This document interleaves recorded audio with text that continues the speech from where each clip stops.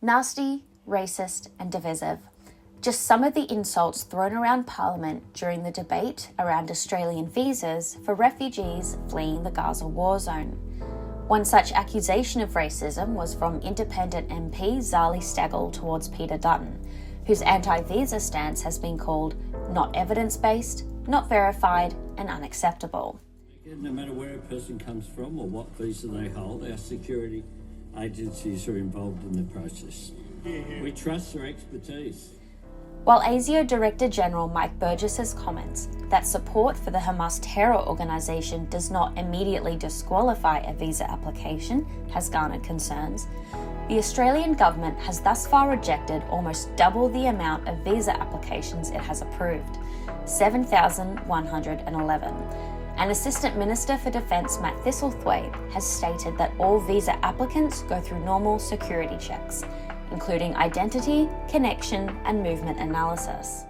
In this case, we've rejected more than 7,000 visa applications, fewer than 1,300 people are here. However, the coalition maintains that any Palestinian visa will pose terrorism risks to Australia and purports that the Albanese government has not carried out adequate safety checks, insisting that not all of the 2,922 visas issued to Palestinians were issued after thorough checks and only manually reviewed if they triggered a watch list alert. The Prime Minister deliberately misquoted the Director General of Security to suit his version of why the government hasn't properly screened people coming out of the terrorist-controlled Gaza Strip. Of the almost 3,000 visas approved for people from the terrorist-controlled Gaza war zone, how many were approved by an automated process and did not involve a referral to Asia?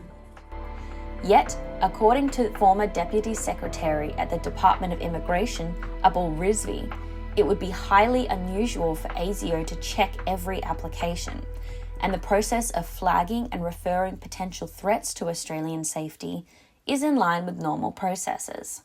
And I'll continue to take his advice, and I'll continue to trust our security agencies to do their job.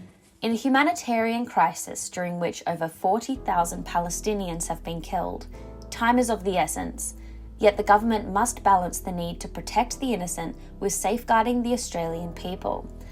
The Labor government opted to issue visitor visas rather than humanitarian visas to expedite the process.